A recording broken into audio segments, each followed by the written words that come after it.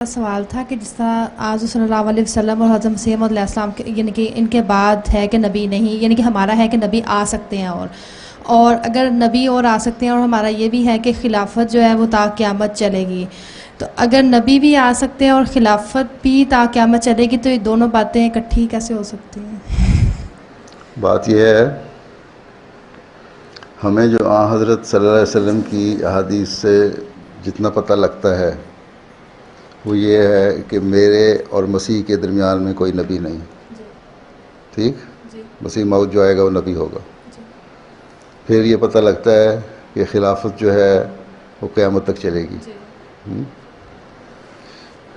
اچھا، پھر تیسرا چیز یہ ہے کہ نبی آ سکتا ہے.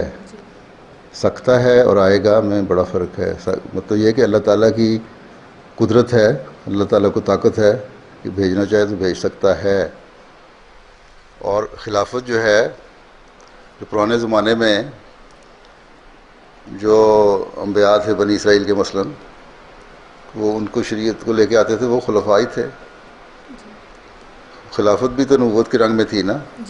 حضرت مسیح علیہ الصلوۃ والسلام نے اپنے آپ کو بھی خاتم الخلفاء کہا ہے کہ میرے پہ آ کے خلافت ختم ہو گئی اور میرے ذریعے سے خلافت جاری ہوئی.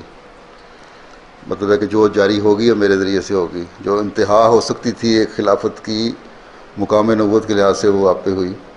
ہو سکتا ہے کہ نبی آ جائے لیکن اس کا مقام بہرحال حضرت مسیح علیہ السلام سے کم ہوگا. یہ حضرت مسیح علیہ السلام نے خود بیان فرمایا ہے کہ اگر تم لوگوں کی حالتیں نہ بدلیں اور اسی طرح احمد کی جو شان ہے اس پہ تم لوگ عمل نہ کرے کہ پیار محبت سے سمجھایا جاتا ہے نہ کرو، ہو سکتا ہے کسی آخری زمانے میں پھر ایسا کوئی نبی آئے ڈنڈا چلائے تمہارے پہ.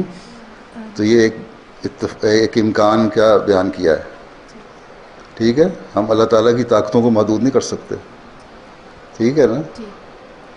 اب لوگ کہہ دیتے ہیں کہ اللہ تعالیٰ ہر چیز پر قادر ہے، وہ ایک خدا پیدا کرنے پہ بھی قادر ہے. کیوں قادر ہے؟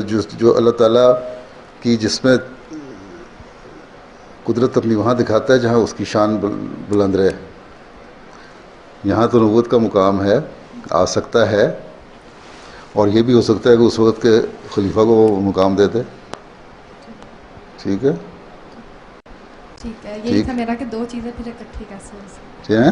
ٹھیک ہے، سمجھ آ گئی. ٹھیک، سمجھ آ گئی نا. ٹھیک ہے، جزاکم اللہ. پہلے بھی تو جب سارے یہ تھے، حضرت ہارون جو تھے، حضرت موسیٰ ان کو اپنا خلیفہ بنا کے گئے تھے، لیکن ان کو اللہ تعالیٰ نے نبی بنایا ہوا تھا.